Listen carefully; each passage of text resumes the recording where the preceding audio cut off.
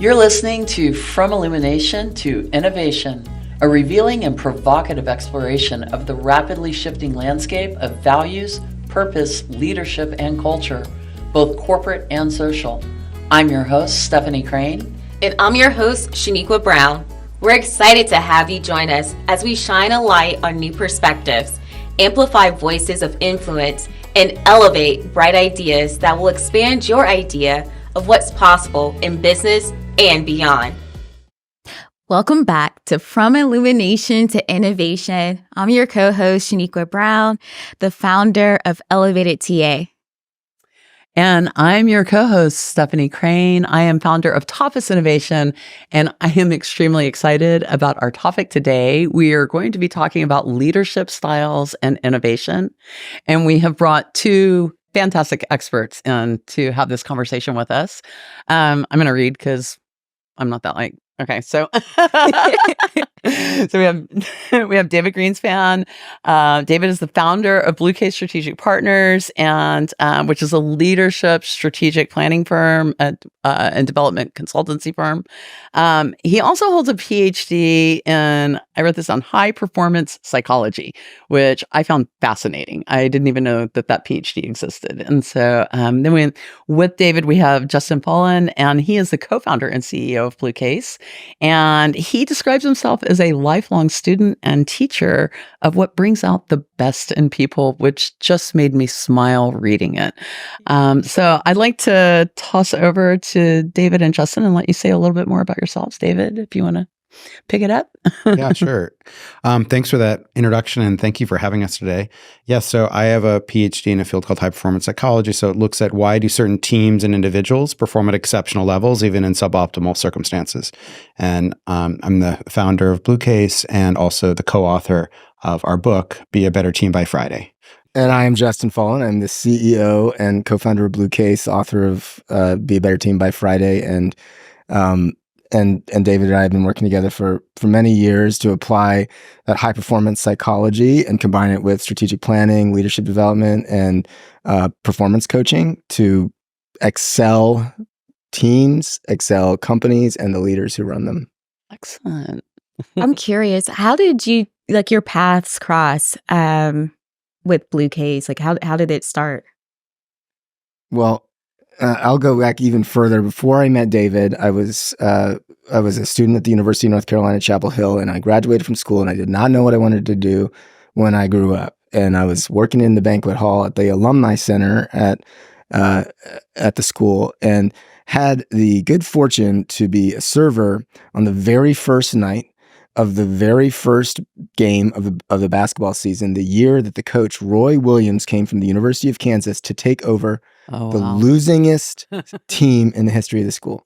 Wow. And so I was there in the back of the room, and I was watching him talk to each of these guys in a way that was so inspiring that I felt like I could win a national championship, which obviously I'm not going to be a national championship basketball player, but I felt like I could be that day. That's amazing. And, he ended up taking that same team, losing his team in the history of the school to win a national championship. Same five guys. So Whoa. I've always been fascinated. What is that? What is it that has someone able to bring out the best in people? And I have spent my career focusing on that. And I eventually became a performance coach. I was working with TEDx speakers, in fact, and visionary CEOs. I was working with poker players, athletes, just to get that peak performance state. And David and I met because I had been at a party at his house, and I was looking at the library books that he had in his library. And every single one of them, either I had read or I wanted to read. And I was like, I got to meet this guy. And so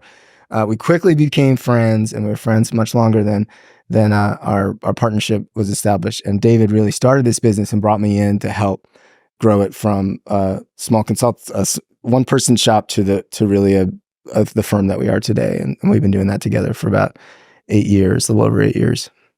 Company was founded in 2013, though. That's fantastic. That's a great story too. I love that, finding inspiration in that moment and the sense that you took from that, like feeling like, oh my God, I could go do this too. And Yeah, absolutely. I think it says so much about that person's leadership skills, right? Absolutely. And what they were conveying energetically. That's powerful. It is. And one of the things that I saw y'all had noted, I think the ideal of like taking groups sort of from mediocrity to excellence. And in that sense of when you're talking about working with leaders and sort of helping to develop them towards, building more innovative businesses or even just businesses that are just running better, I was wondering if you could talk about like, what does the mediocrity look like and how do people sort of know that they're just mediocre? Like where does that awareness come in and how do y'all help them identify that? Yeah. Yeah, it's a good question. So, when Gallup does these surveys of businesses, they find that about 70% of the workforce is disengaged.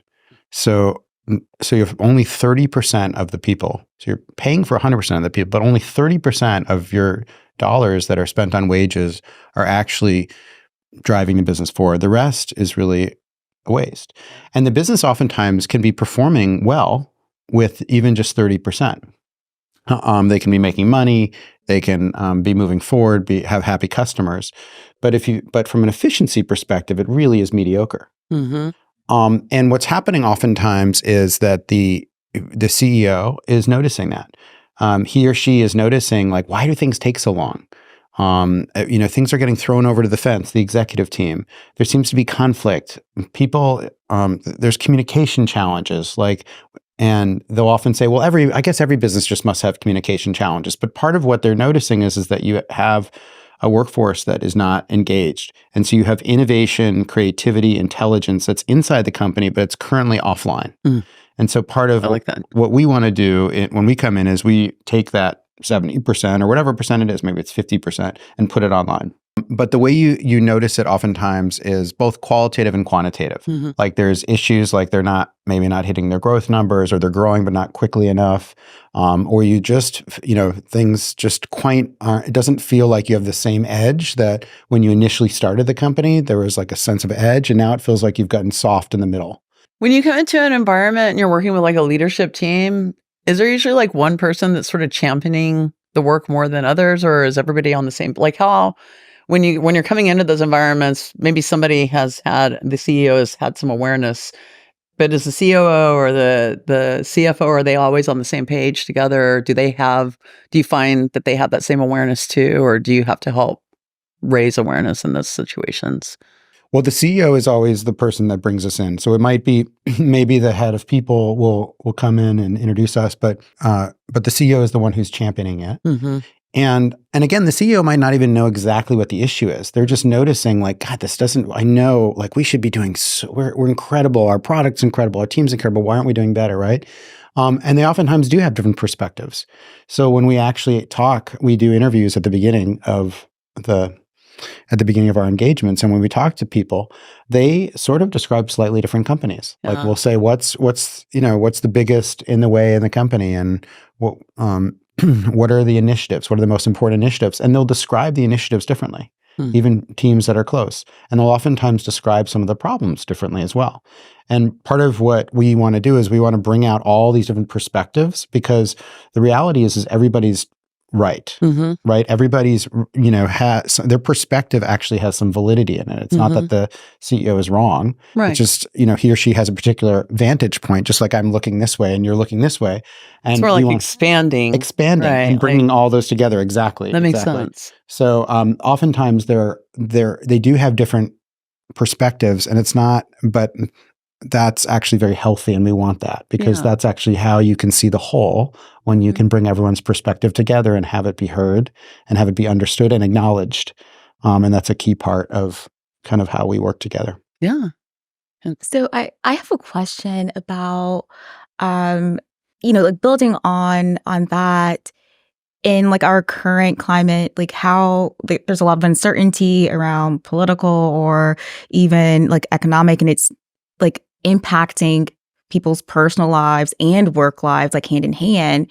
So like how can you work with leaders? Like how does your work with leaders like help them like usher in a new mindset for themselves and to help empower their employees to change their mindsets?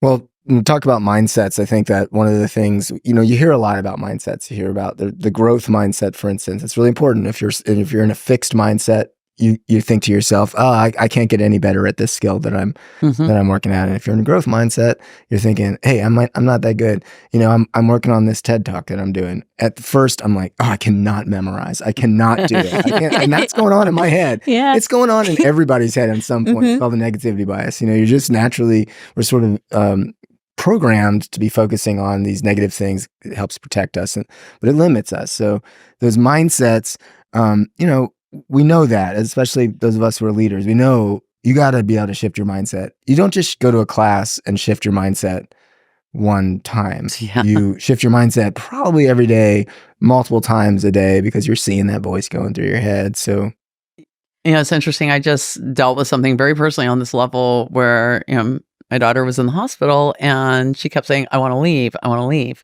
And I told her finally, I'm like, if you keep saying, I want to leave, you will stay. What you need to say is, I want to get better. Because when you get better, you get to leave. And it's just this mindset of shifting, because all you're focusing on in that one space is what you can't do, what you can't control. But if you shift into what you can control, then you're more empowered. And she said, immediately she was like, that makes sense.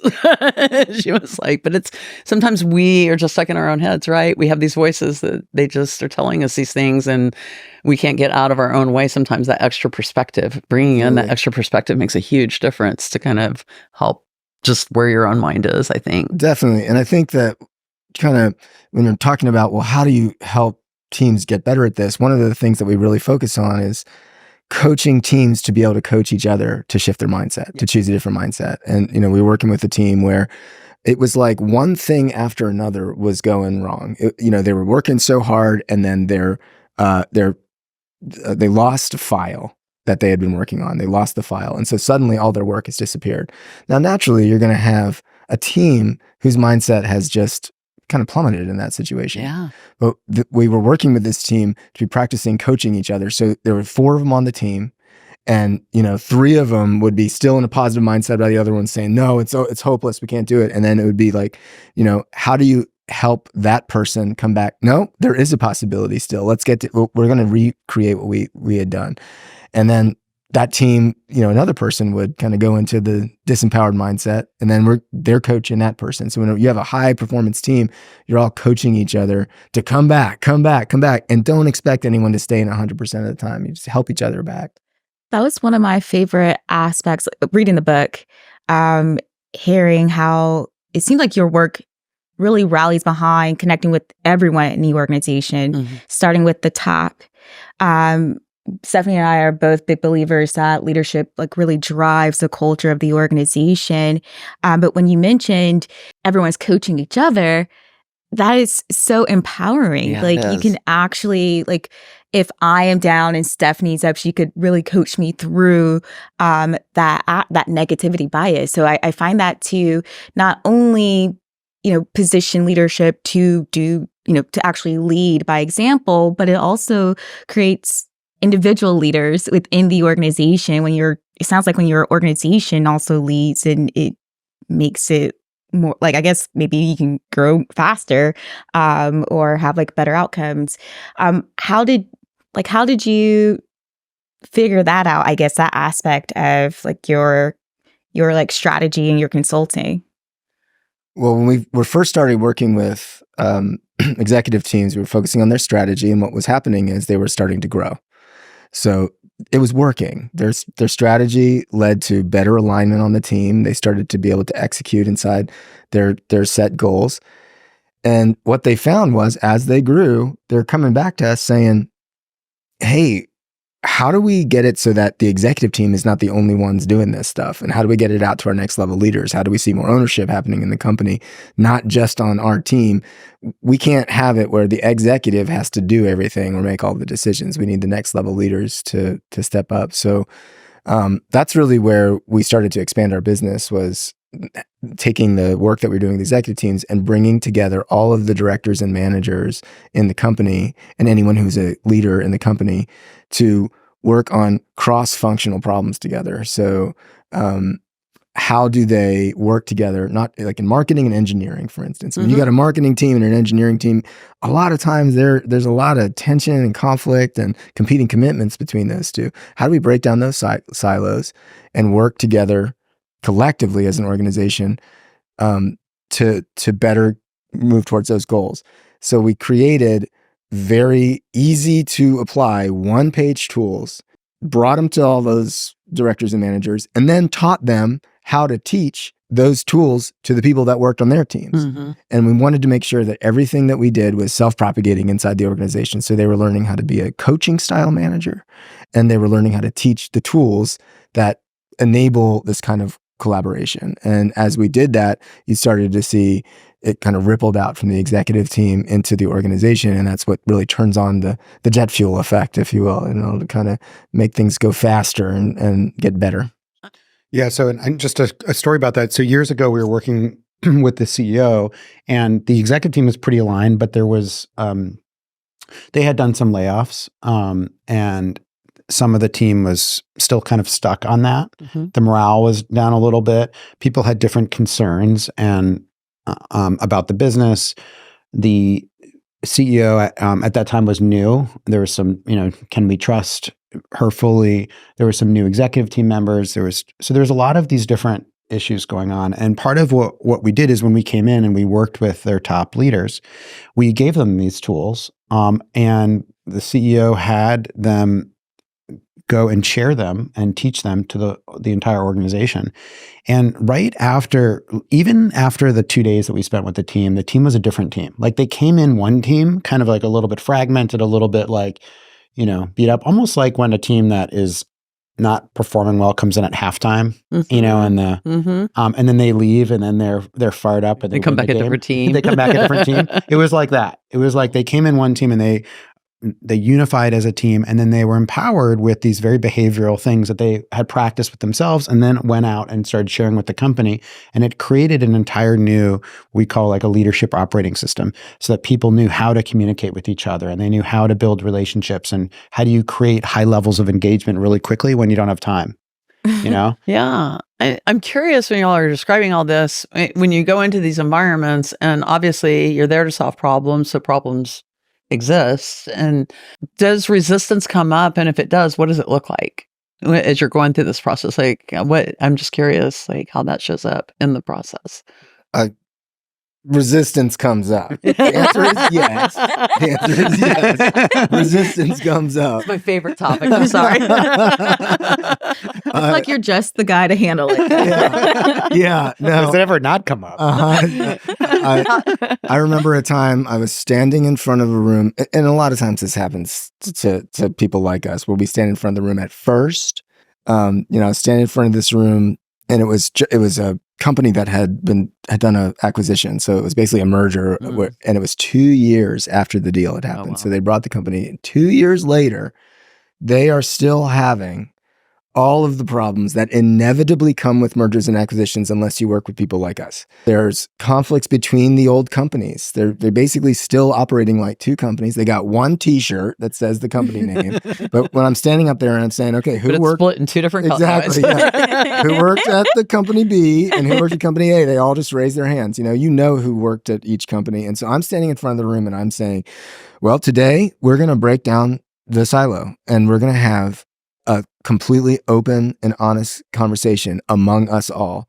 And it is like crossed arms, looking at me like, you better go home, or, we're going home. I mean, they're not there to do that. There's a lot of skepticism, a lot of resistance, and with each other too, because they've got all the personality conflicts. And so what we did was we brought in the first thing that we do in most of our engagements. We teach listening to understand. We taught it, we practiced it, and by the end of that day, you saw the silos in that room start to dissolve. People were talking to each other in a way they'd never been talking to each other. They were getting feedback from each other, and their minds were blown. They had no idea what it was like for people across the line, and so they started listening to each other. 9 months later, that company's engagement scores had gone up 40 points in 9 to 10 months, and it's higher than it had ever been. And we were doing that work with them over the course of that time. It's about listening to understand. But so yes, the resistance is there, but that's gonna start to shift as people experience, hey, things can actually be different and actually be better, and we're not just a random. We know what we're doing, and as that trust builds with us, with our tools, things really start to change. So I go from being the least liked person in the room to, making friends with everybody. Can't imagine you ever being the least liked person. I'm telling you, you have really a generous perspective of me. No, there was coughing when Justin was talking up in front of the room. There was coughing. I don't know if you've heard this cough, but everyone was like this, and they got the bullshit cough. No. He was saying, "This is what we're going to do." So that was happening. Wow. And there was even resistance on the executive team too. There was conflict between two of the executives on the team that was very high as well, that had to be addressed. I mean, in my experience working with businesses, that executive level conflict often is what's creating a lot of the toxicity to begin with, And so what is that like for y'all in terms of, are you going in and sort of mediating those executives together? Are you working with them individually and then together? Or do you address that conflict like just head on? Like, how do you approach it when it's kind of the heads that are really, at, I guess, butting heads? Yeah. Well, you're entirely right. Sort of, it starts at the top, right? Yeah. And if you don't have a healthy and aligned executive team, it doesn't even make sense to do anything in the organization. So part of what we always are beginning with the executive team with interviews to understand what's going on. What are all the unsaid conversations? What are all the things that are undiscussable that you can't talk about? Like we get what those conversations are, so that by the time we're in the room, we know the conversations that are happening well and the conversations that are not happening well. And we address it right away. Because the organization is a reflection of the CEO and his or her executive team. And so, the story that Justin was talking about, there were two leaders who on the team that had a hard time even being in the same room together. Wow. I mean, it was that's level a lot of conflict. And to your point, what was going on is not only was there conflict with the two of them, but then their functions, guess what? Weren't collaborating really well. Absolutely. And it was an additional Well, and silo, it creates right? weird loyalties, and people, I mean, as it trickles down, it really does affect that culture in such 100%. a substantial way. That's so interesting that our human behaviors get in the way of what we're all in business to do. We're driving profit, revenue in business, and here we are. There's division within the organization. So I find that pretty interesting. So would you say, is it the lack of listening deeply? Is it more what is the root cause for these instances where there's not alignment? I'm going to tack on to her question. And has business always been this way? Or is this something that's are we in a new era of business being more toxic? Just from y'all's perspective, is this something that we've just never addressed and we're addressing now? Or is this something that's gotten worse? Well, our book is called Be a Better Team by Friday. And I was telling somebody what the book was about. They asked, what's the book about? And I said, well, it's about, how to work better together and how to collaborate, even when you have different personality styles and different people that at various levels. And they said, oh, you mean the hard part about work? And, That's funny. I think that's really important. Because it is hard work. They call it soft skills. Crazy. That's crazy. They are the hardest skills. How to work with people is much more challenging for the most brilliant engineers than the code that they know. I mean, these are hard skills because human nature is that it's not that. Here's how I would think about it. So every person that's working in your organization, every single human being has a desire to contribute. It's almost like this innate drive that we all have. And when you're really in an environment that aligns with desire and you got the right mindsets and you got the right tools and you got the right people that you're working with, it brings something out that's extraordinary. It's those national champion basketball players becoming national champions. What's happening in a marketing department, in an engineering department, in a operations department? Everyone has that in them when they're aligned with it. But what gets in the way of that is, first of all, our own inner mindsets and chatter and stuff that gets in the way, defeats negativity bias about ourselves.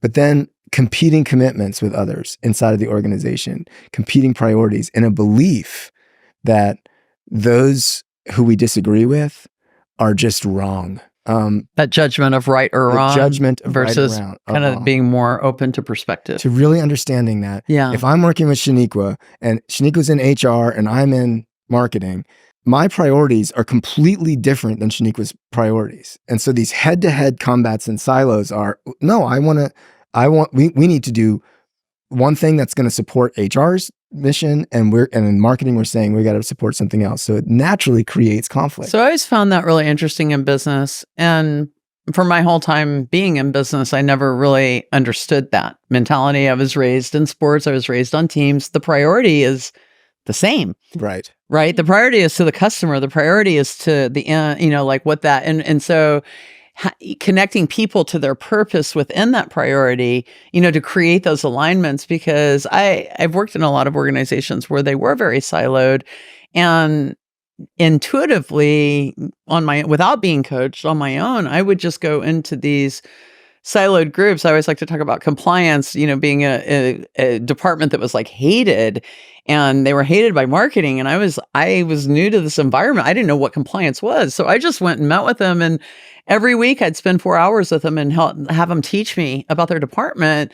And then we formed processes. And then all of a sudden it was like, we weren't getting these red line documents back, and we understood what compliance's needs were and that they were protecting us and keeping us safe. And it was like, why so much discord? And I think a lot of that is like, businesses don't take the time to help individual departments really see that direct line connection to how they impact the customer, how they impact the purpose or the why of what that business is doing in a way that they feel it, and they don't feel like they're just like a cog in a machine. And then they have to control their territory, and they have to, all of those things. So yeah, I'm sorry. I feel like that's a great segue into the adapt your work style. Yes.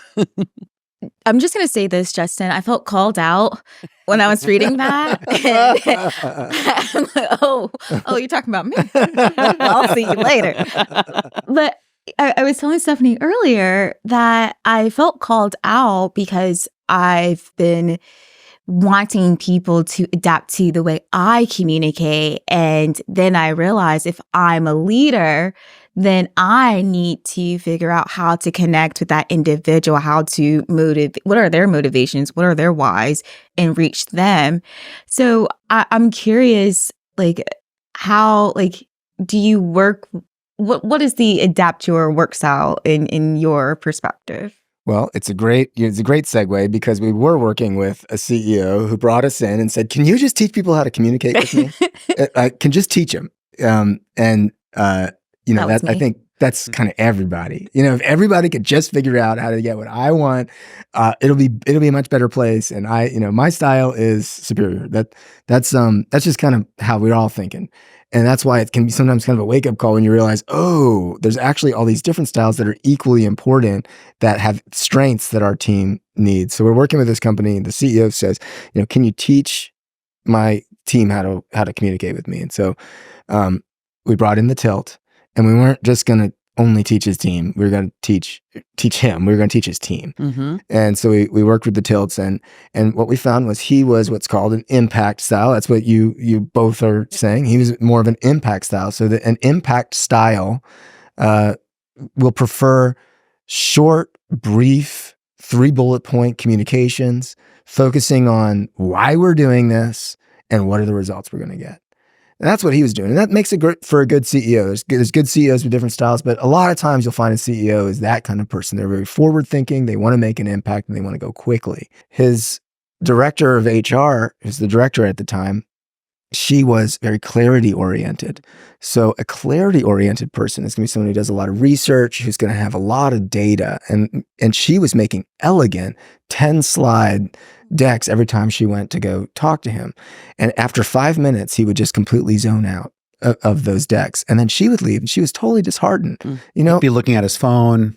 Totally checking out. Yeah, I mean, really, Wow. you know, looking down, looking at the clock. You know. So it was kind of a know your audience situation. Like they didn't know each other as an audience. and it's hard sometimes to really get that. So we worked with her to, to really look at that style difference. Mhm. And so the next time that she went in to talk to him, she made 10 slides into 2 slides, 3 bullet points each.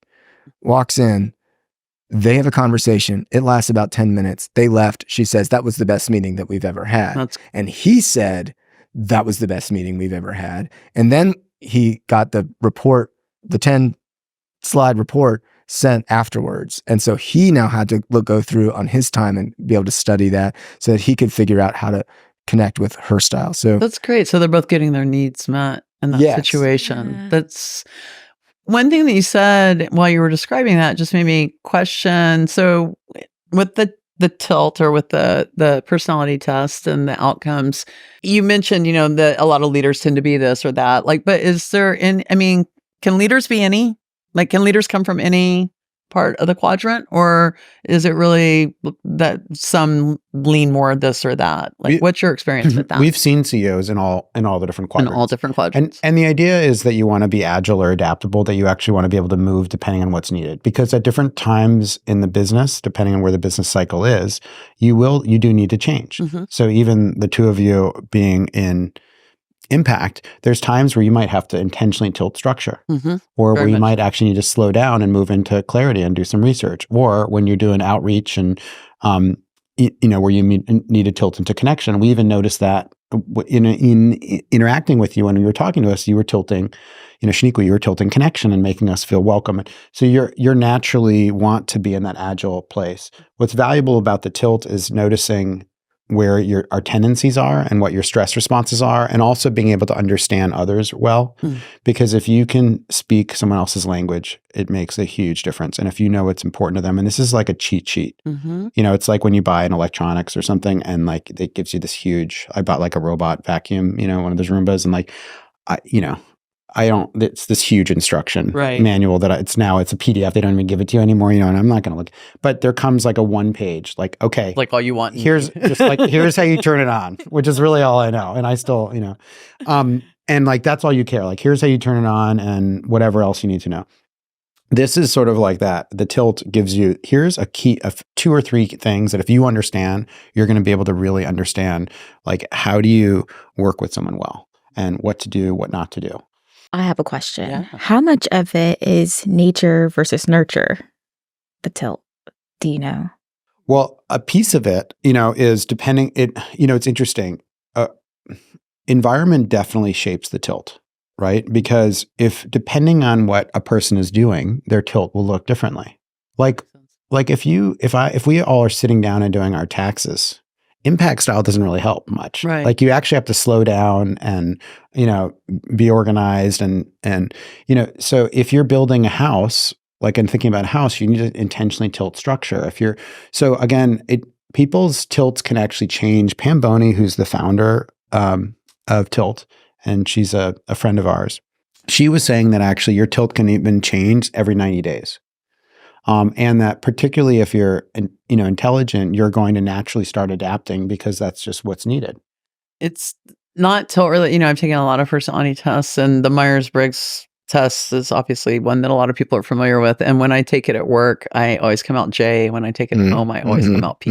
And I've done it so many times just to test it. But I do believe that environmental element does play a role in terms of like how you're showing up and the energy that you're bringing forward, in those environments, like what's going to be useful, I think, to your needs. Definitely. So yeah, that's interesting that the tilt has that capacity to be able to like really, depending on where you're at and kind of this head frame, the headspace you're in, and also the energy space you're in, really impacts the outcome. That's I think it's interesting. very valuable also Yeah. to realize that we're adaptable. Yeah, it because is. I think a lot of people resist being put in a box because we're all bigger than that, right? We are. Yes. And the idea that and the idea that of course you can move, and you're not like frozen in time. Like this is the only way you are. You have a lot of aspects of yourself, right?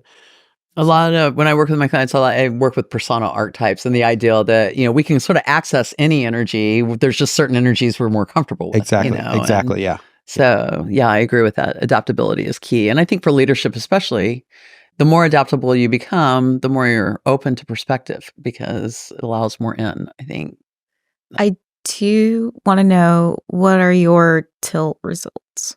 Yeah. How do y'all tilt? Clarity, structure. Is that secret? Yeah, No, it's not secret. So, so you have sort of two styles, right? You sort of have a primary tilt and a secondary tilt. And so I'm connection impact. Yes. Those are my styles. My styles are impact structure.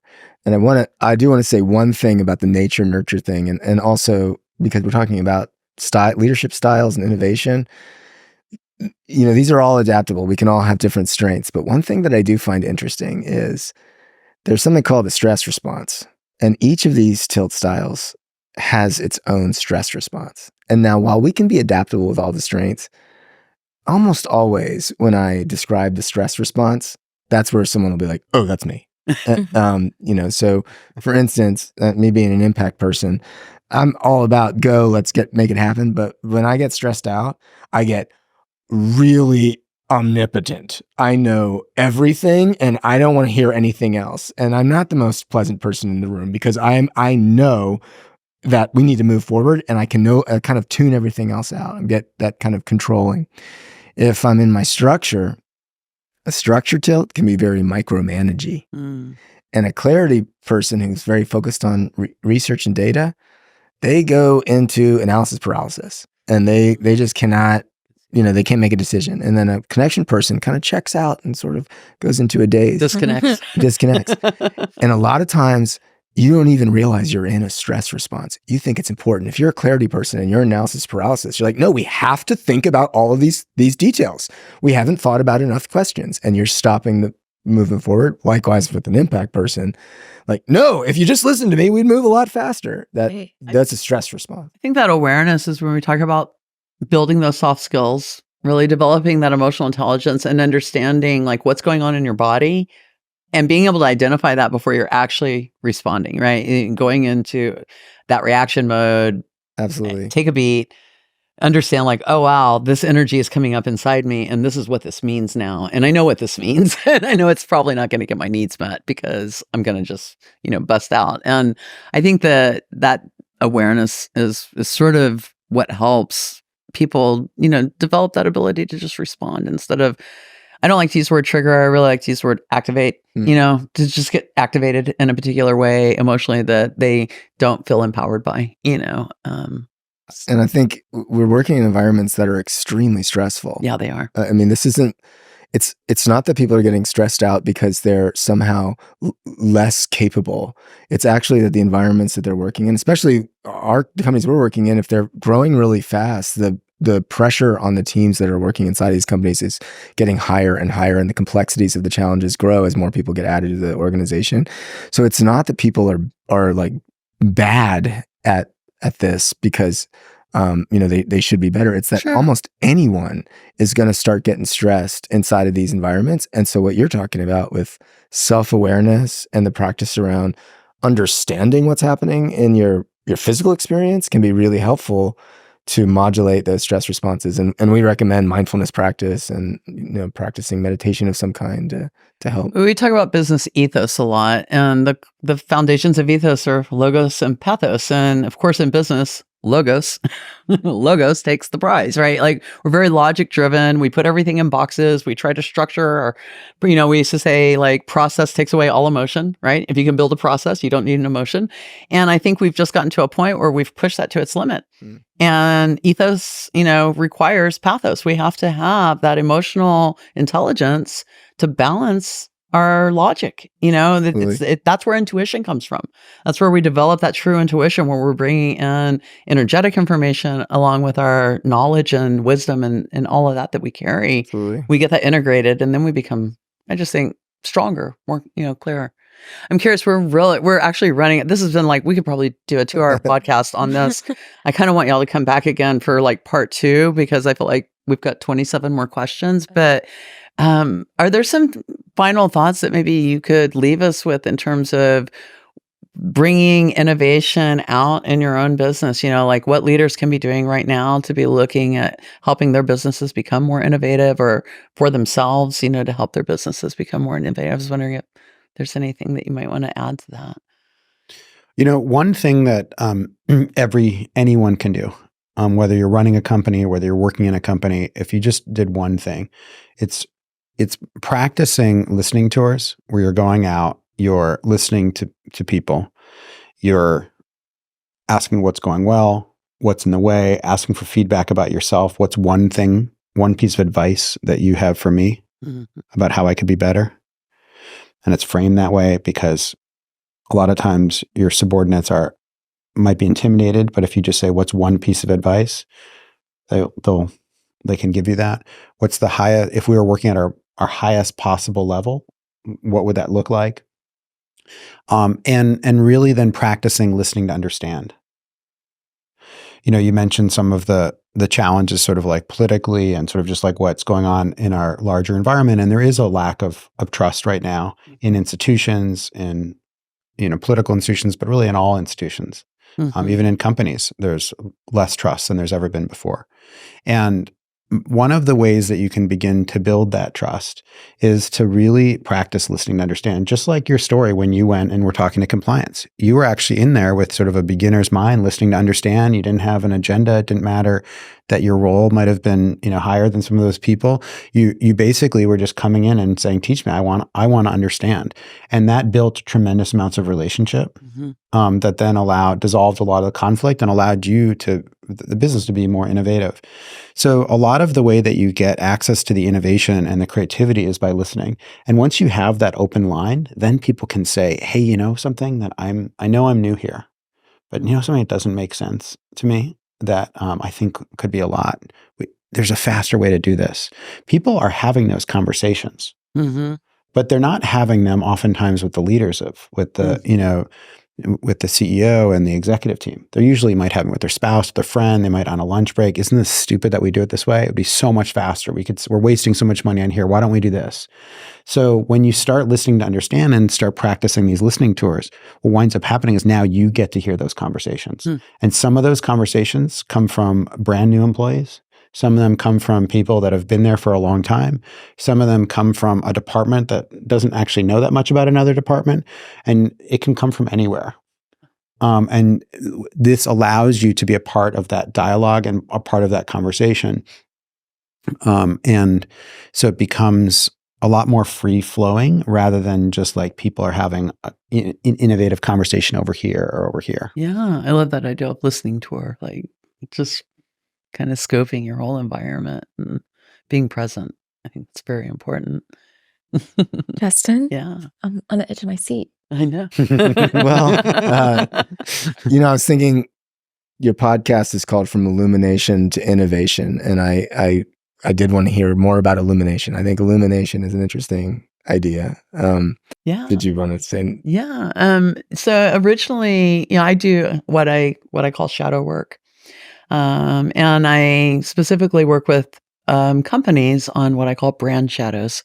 So the things that they don't like to describe, or they don't, they want to maybe market their way out of a situation, or, just avoid dealing with. And so for me, illumination is about illuminating that shadow and bringing things into the light, that we can't really truly innovate and solve problems if we're avoiding things. That oftentimes those are the things that activate us unexpectedly or create challenges, where we have behavior patterns where we're like, why does the same thing just keep happening to me over again? And, why does our company just not move forward in this particular way? So for me, illumination is really about illuminating that shadow so that we can innovate, so that we can be more open and free. Cool. Well, what I was going to talk about is directly related to that illuminating the shadow in a team environment. There's what we're saying to each other, and then there's what we're not saying to each other. Yeah. And a lot of times what's not being said to each other is being said after 3 beers. Yes, it is. After work with other people.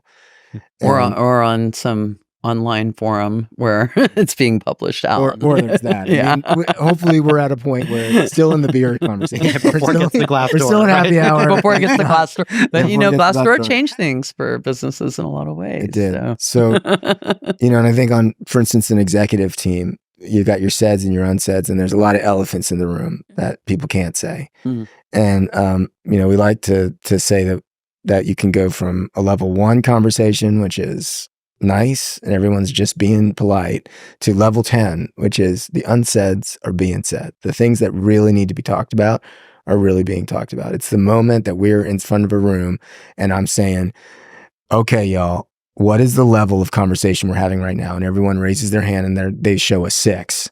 And I say, okay, well, what needs to be said to get us to a level 10? And it's really quiet and nobody wants to talk until finally someone says, the reason we can't get anything done is because the CEO is controlling every aspect of our work. Mm. And when the room is quiet after that, there is an opportunity for 2 things to happen. 1, the CEO can jump in and defend himself, can say, that's absolutely not true. Here's why that's not right.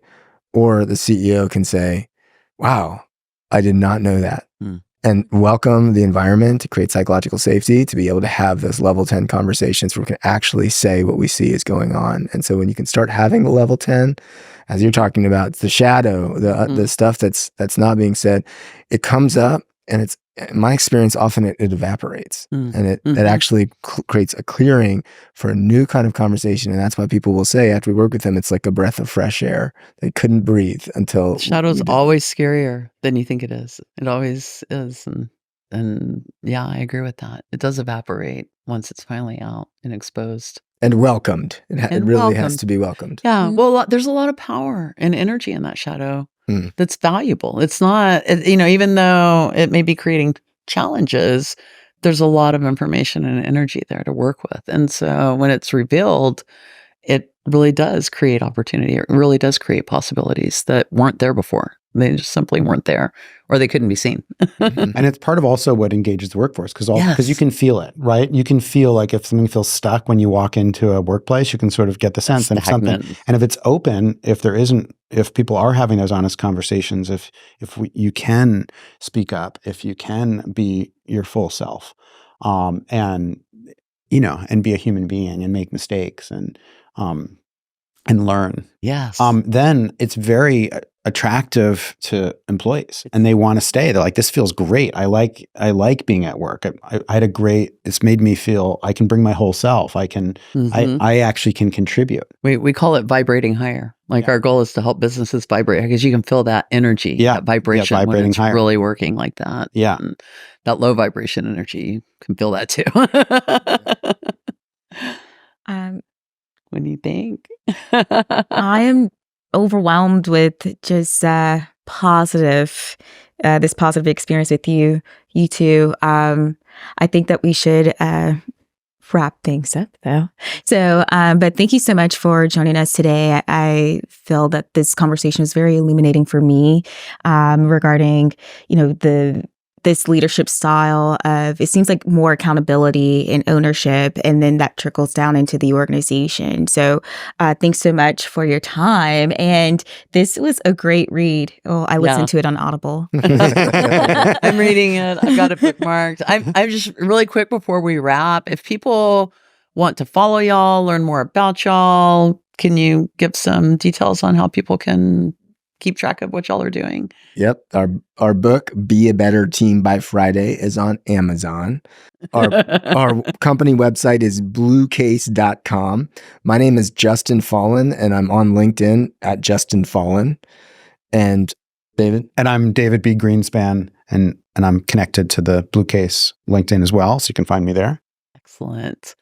Thank you so much for joining us today and bringing your wisdom We really, really appreciate Thank you both. Yeah, thank you for having us. Thanks for having us. It was a pleasure. Thank you. Thanks for listening to our show. Show us your support by following us on your favorite podcast platform, Apple, Spotify, or wherever you listen. You can also find us on Castos at fromilluminationtoinnovation.castos.com. If you love our show, share it with your friends and coworkers too. Let's all work together to help businesses Vibrate higher.